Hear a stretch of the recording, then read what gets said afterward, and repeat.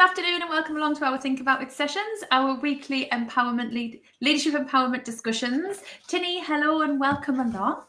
Hi, Kirsty. Nice to be here again.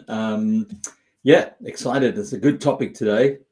It is. For anyone that's just joining us, every week me and Tinie come live and share a really small topic, and we go deep on it and we share about what we talk to clients about, what we see happening in the leadership and coaching landscape, just to help you become a more collaborative, impactful, effective leader, owner of your business. So today we are talking about culture by design. So I can't believe we haven't had a session on culture and them creating that with intent, because we talk about it a lot and it's something that we are really big on within the business, and we talk about culture with clients. So we are dedicating this whole session to culture by design. So I'm really looking forward to this conversation. I am too. And also creating a performance culture, creating a culture that has got an output of sorts, those kind of things. But before we carry on, I was just thinking also just to mention, Kirsty, that we're just sharing our opinions. In some areas we're specialists, and in other areas we're kind of intermediate or advanced in that space, but we're just sharing our opinions. So if you'd like to also share and exchange ideas with us, look us up on LinkedIn and just message us and say, that was a good session on blah, blah, blah, or didn't agree with you at all, and let's have a discussion about it. So happy for us to kind of have an exchange. So look us up on LinkedIn and just let us know how you feel and what you think about some of these sessions. It'd be great. And they call Think About It sessions, not because we're saying our way is the right way, our way is the only way. Is that we want to help everybody, including ourselves, think about things from a different perspective and challenge our own thoughts and our own beliefs. It was really interesting because I was chatting to someone this morning and they listened to our AI conversation, and we were talking about AI. And so we had a really great interaction and conversation about the stuff that we shared on there. So that was really, I always feel like it's really great when people come and continue that conversation. So we do invite it. So please do. Yeah, and it's an exchange of ideas. Absolutely. Yeah. So today's topic, let's start from the very beginning, because for people listening, we use the term culture, first of all, is bandied around online quite a lot, especially in the L&D space and leadership. So let's start from the top. What are we talking about when we talk about culture? Like, let's help people understand what we're actually talking about from the starting point. There's quite a few things that sit in the culture space. It's the founding fathers' idea of what this business should have been, and is that transcending into the way people are working. It's the values that were created that people are kind of trying to adhere to from a behavioral perspective. It's the actual way of doing something to make money, and the people involved that are helping you do that. And what it is, it's almost like the community or vibe that you're creating on a day-to-day basis in the business that you've created or are part of. And so that's kind of a high level of looking at it. But it's the different people and their behavioral styles that make up the attributes of the culture of your business. Yeah. I always relate culture to DNA. It's like, this is your DNA. It's the DNA of the business. It's who you are. It's what you stand for. It's the behaviors. It's how people show up. It's how people experience every day in your business.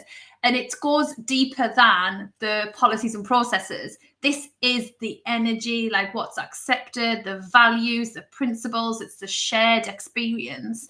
And we've called this culture by design on purpose, because some people don't intentionally create it, but everywhere has one. So there's the intentional and unintentional cultures. Some cultures are more suited to certain people than others. Some people thrive in a certain environment versus others. So it's helping people understand from a business owner perspective, or someone delivering, like, how are they, one, aligned to their business culture, but how are they creating it? Because if it's not being created, by design and intent, it's been designed on its own. It's creating, it's evolving, it's becoming its own beast, isn't it? And that sometimes results in negative experiences. The lifeblood of a company's culture sits with two elements. It is, our leadership displaying the culture you want? So are they setting the example and the trend? And the second element is your talent acquisition and management team. Are they hiring talent for your business that's aligned to the company culture? Because yes, sometimes we orientate towards hiring a skill. What I'm seeing happening these days are people hiring towards a attitude, a way you arrive at work, the ethics that drive you, the values that drive you, and do those align to our cultural values? So it's the how you would fit in to our culture as quickly as possible for you to be successful in the work that you're going to be doing for us, is what the measurement is for the talent acquisition management roadmap, whether it's onboarding and offboarding and everything in between that sits in that. So those are the two elements for me that almost determine and predetermine culture. Yeah. And I think from a starting point, it's the manager or leadership team understanding and identifying what they want that to be in the first instance.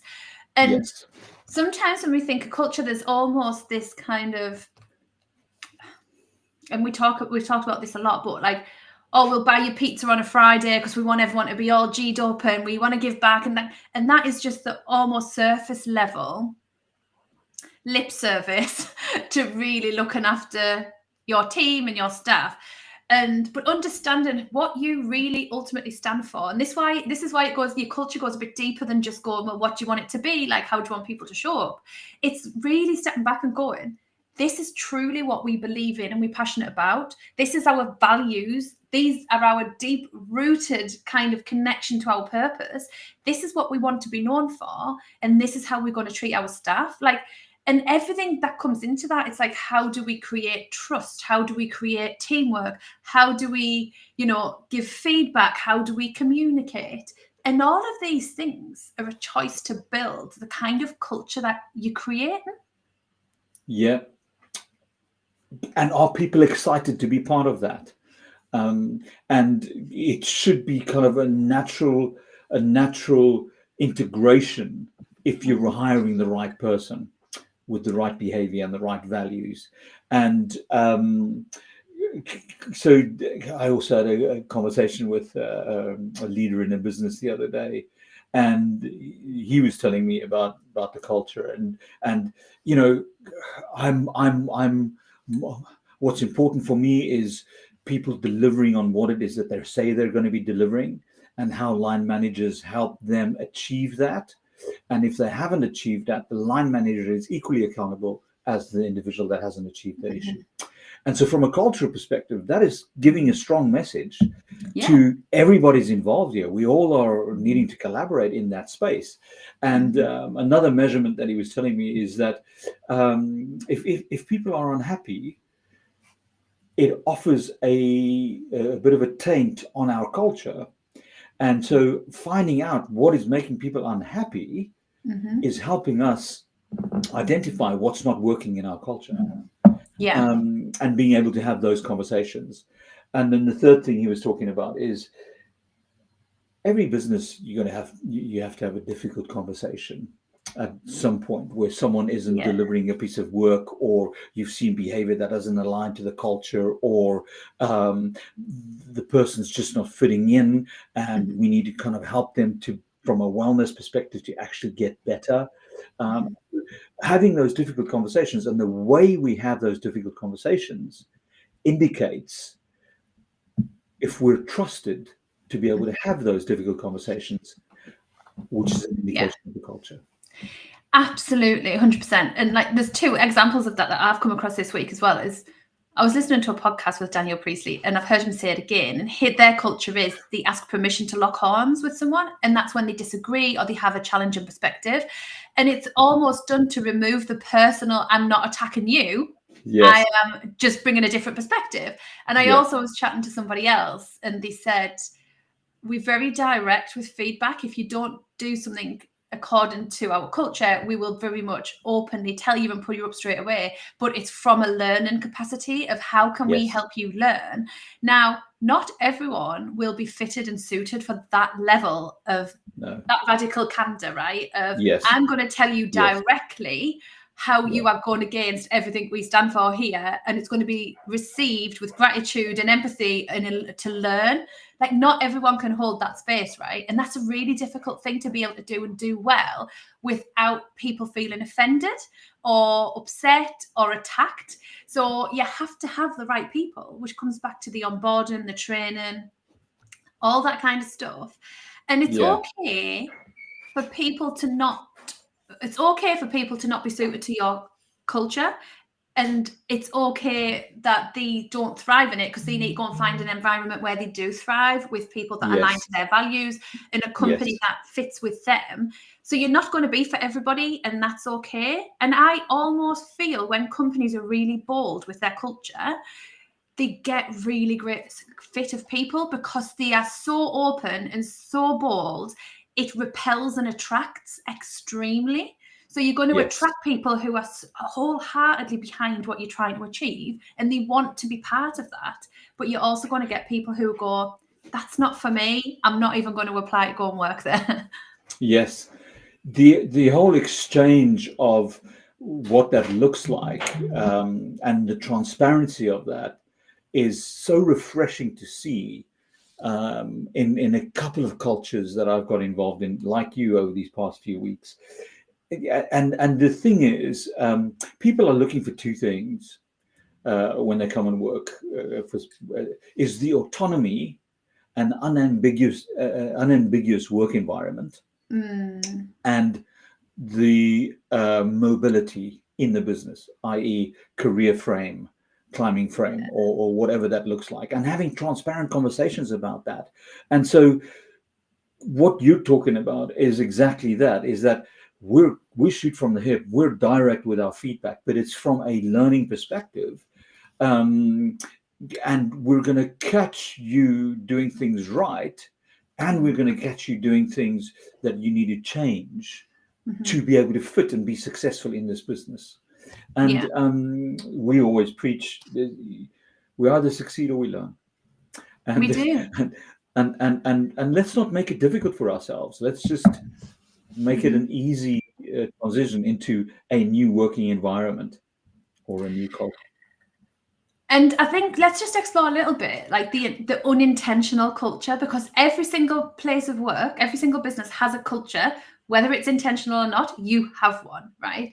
And I think for people listening, I think just being able to identify if the culture is intentional, what they might be seeing playing out, and when they maybe need to take some action to create that for themselves and design that from based on our experience and what we've seen. And when we haven't created by design, it might be if you've bought another business, or you've been acquired, or you've partnered, and you're bringing like different people together from different cultures.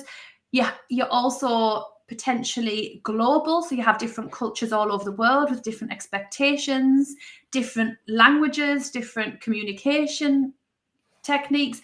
All of this is at play. And what we tend to see from my experience, and Tinie, please invite you to share yours as well, is we get siloed cultures. So depending on who your line manager is, what function you are under, you operate differently. You have a very different experience of that business. You may have different values. And it might work within your almost small silo of the business. But as soon as we try to communicate across the business, or we try to align all of these groups and teams, it just doesn't work, because we don't have everybody working to the same culture, the same values, the same vision. We almost have everybody in their own little environment doing what's right for them and what feels good to them. But actually, and this is where you get that the strategic intent going to the top level, is people are doing their own thing. People are following their own goals or vision of what they think it is. And it's not aligned in any way, shape or form. So whether you work in the office in London or the office in Edinburgh, you might have a very, very different experience, but it might even be more minuscule than that. Of whether you're working for the finance director or the sales director, you have a very different experience. And that doesn't feed well into one company in one direction, achieving one goal. The culture starts with leadership. And I think a pivotal part of that is first line managers. Whether you're in the C-suite with people reporting into you, whether you're just outside of the C-suite and a senior manager with people reporting into you, you're still a first line manager. And those are the people that need to replicate and demonstrate the culture in the way that they behave and act and work. So that's the place that we would normally start when we look at culture and what is it that's being displayed. But what you were talking about there in the diverse nature of that is the interpretation of the culture based on what they've seen or what they've experienced coming into the business. So it's all of those things that then contaminate the view, so to speak. Yeah. And let's not forget all the ego drunks out there. And what I mean by that is that, oh, whoa, look at me, I'm having such a hard time, is a child ego. Wow, I'm the best in the business, I'm going to be the greatest, you need to do as I say, is a parent ego. And so we all come into the business with our egos, and how we manage that for ourselves is how we, and a business that is able to manage ego is a business that will be able to equalize the playing field. Yes. Understanding novice, intermediate, advanced, and master as a progress in your skill set, and not being threatened by the master as a novice, or not being threatened by the novice as a master. In that space is you managing your ego. And yes, you want the transition between intermediate and advanced to be quicker. And that all stems from how people are recruited, how their behavioral patterns and traits are sitting into the current culture. And then once they've been hired and handed to the line manager, that example continues. Absolutely. And that comes to the communication piece, doesn't it? Of like, how is this?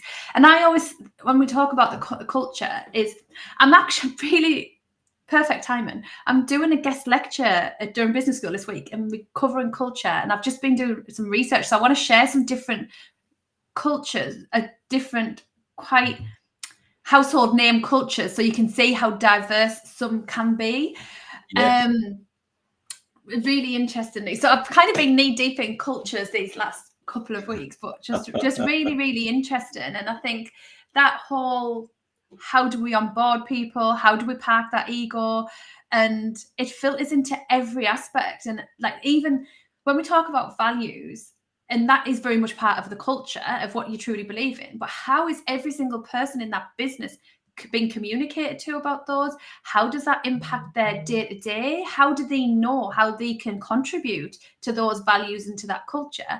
Like, it has to be more than just the kind of statement on the wall, right? Like, it has to be lived and breathed every single day. And it's almost a continuation of the growth of the business, of how are we really truly living and breathing our culture, and what have we got in place to recognize when it's not being met, and how are we giving that feedback? And like you say, that's kind of the feedback loop. But I feel like it's all entwined into understanding who you are as a business, what you stand for, what your purpose is, and how do we communicate that effectively ongoing as a business. Let me share with you some of the, sorry. Okay. No. Just to add to that, and then you can say, how comfortable do you feel in sharing your point of view with a senior leader in the business, knowing that you won't be dismissed, whether it's intentionally or unintentionally? That's really interesting, isn't it? And I think that is a kind of a test of what is the culture. And it might not be that they want that culture, right? Like, it's intentional. And we talking here, like you said at the beginning, what we have experienced, we do a lot of research, we do a lot of reading around creating high performing cultures. And there are certain traits and behaviors that contribute to that. removing ego is one of those things. However, if you think of a high-paced sales environment, there's probably a lot of ego around that. But it depends what you class as high performance. Is it numbers? Is it revenue? Is it happiness and productivity of your team? Different measures, right? Let's have a quick look at some different cultures out there, because I think it's so fascinating looking at how different people operate. And like, I've picked 3 here that are quite bold in what they do. And you'll either completely agree and think, oh my goodness, I could work there, or absolutely, that's not for me. And I think that's when I go back to saying about repelling and attracting. I think that's really important as a culture. So the first one I'm going to choose is Netflix, and it's really well talked about. There's a really great YouTube video documentary series on it. So then their culture is around freedom and responsibility. It is high performing, but there's minimal rules. There's a rule of no rules, right? So there's no holiday rules. There's no expenditure rules. Spend what you want. It's all in the greater good of the organization. If you can quantify that's for the greater good of the organization, go ahead and do it. It's really, really open from a flexibility perspective, but in exchange, they expect really high caliber, high performing individuals who take radical responsibility for their area of work. So it's almost giving you the freedom and flexibility in exchange for high performance. Now, that might be too much for some people. They might prefer rules. They might prefer to operate within a set agenda, and they know where they are. So that's what I'm saying about bold cultures. I think it isn't for everyone, but it's really interesting, and I've done a lot of reading on the Netflix piece. And I'm really fascinated by it. And so the it's what we also spoke about earlier, in the sense that, for the greater good of the organization, the freedom and responsibility is yours. Yeah. And then it's that discussion that gets held in an adult way if that person isn't meeting those expectations. And being able to have those difficult conversations to get them either back on track or having a different conversation for a different outcome.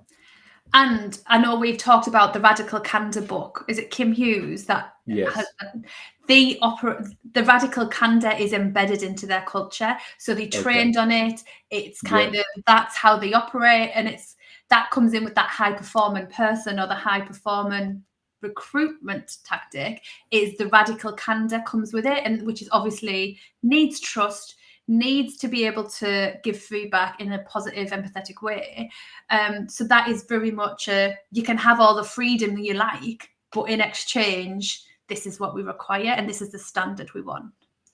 The other one that we're looking at is Patagonia, and I love Patagonia. Yes, so it's Patagonia, the outdoor clothes people, and they are really purpose-driven. So it's the purpose-driven and activist. So what they are all about: sustainability, environmental.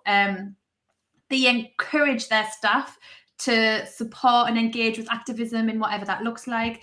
They are all about ethical business practices and sustainability. So, and I went to a talk recently at a local university a few months ago with someone from Patagonia, and it's just so interesting how they operate and like how they show up, who they are. Like, they turned up and they were in outdoor gear, like they were talking about like the local coastline. They knew everything about it, and literally that what they live and breathe, and that's internal to their business, their business processes, and that is going to attract a certain kind of person. People who are really passionate about the environment, passionate about the outdoors, passionate about our planet and the environment. They are the kind of people who are going to thrive under that culture. And it's not going to be for everybody, but they really, really bold in being from the off who they are and what they stand for. And they've become so well known for that. And just another great company that fascinates me with that culture. Yeah. It immediately triggers another thought, if I may just add it before you go to the third one, is that the closer your values and work ethic sits with the company culture's values and work ethic, the better you will thrive. Yes. Which is exactly what you're talking about from a Netflix versus Patagonia way of orientation within the way that they work. You know, and as you say, Patagonia, for them, the natural instinct is to say, okay, where am I speaking? Okay, what does the environment look like? What does the coastline look like? What is the demographic or population in the town? You know, and then that's their natural orientation. Yeah, stunning. Someone who thrives. And I'm going to throw a curveball in if I have time at the end. Someone who thrives in the Netflix culture is most likely won't thrive in the Patagonia culture because they are so different. Yeah, potentially. So the third one is John Lewis. So a very British brand. They are employee owned. They all around kind of modeling well-being, fairness, collaboration. They all about their people. They all about excellent customer services. And they share their profits, obviously, with their people. There's a lot of accountability for their staff because everyone's coming on that journey with them. Very, very people focused. It's still a family business. It's kind of operated in that way. They look after their people. That is their focus. And interestingly, we are seeing a lot more businesses explore that employee ownership model, aren't we? Yes. And I do think it is becoming a bit more well-known, a bit more accessible. People are starting to think differently about how they get their staff invested and engaged. And I think this model requires parking that ego at the door a little bit, doesn't it? Because we are sharing, everyone's on an equal playing field from a rewards perspective. Yeah, and also it helps colleagues hold each other to account for poor performance. Because we're equal shareholders, so to speak, in the business, therefore an associate versus a manager may have a bit of a shareholding difference. But if you're going to be impacting my reward in your not putting the business first and not having a secure way of transactioning or whatever the case may be, you're going to be held to account. Doesn't matter whether it's a senior or a junior within that business, they are allowed to hold you to account. Yeah, and we know that it comes with difficulty and it's not an easy model, because we know we work really closely with Umi, who are. And I know Nikki from Umi always says it's really difficult when you walk out your office and you're being judged by all your shareholders in front of you, right? Like everyone's there, you're living and breathing every day. So it does, it does come with its challenges.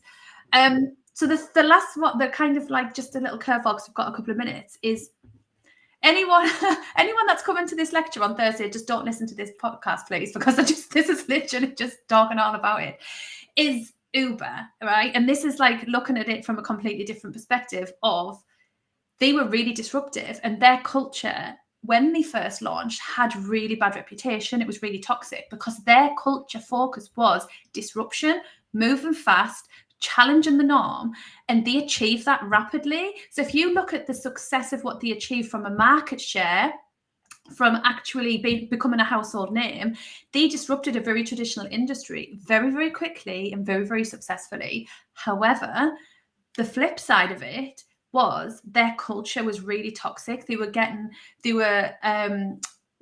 compliant to regulation. They had staff being mistreated. They were really bad with their equality. There's been very well publicized lawsuits against them. And that is now changing. They've got a different leadership team in. However, and this comes back to what is success, what do you class as high performance? Because from a performance perspective, they were gathering market share, they were gathering value, their stock price was going up, and they were becoming very quickly a household name and challenging the very traditional way of getting around. But then on the flip side of that, their people culture piece was really suffering. So it's just really interesting of when you start to think about high performance, like we're talking Netflix high performance in a safe, empowered culture. Then we're talking Uber high performance in a very toxic, cutthroat, results-driven culture. And it's very, very different. Interesting. And so when we start out with culture, and I know we're coming at the end of time, it's how can you sustain that? And then there's a difference between a startup culture versus a scaling culture versus a maintaining culture. And how can you, with the original idea from your culture, maintain it through the S curve of that? Yeah. And it evolves all the time, right? And you've got to keep checking in. Evolves. Is it what you need Yes. it to be? Yes. So hopefully we've given people out there some food for thought. And the pattern kind of thing of what I want to say is like, what do you want your culture to be? What is it? Does it still represent who your brand is and what you want it to be? And is it by design? Are you intentionally creating it? Or is it just being created itself? So yeah, hopefully we've given you some food for thought and some insight into different cultures to think about. Yeah, let us know what you think. Look us up on LinkedIn. Share your thoughts. It'd be awesome to hear from you. Absolutely. And I'll see you next week.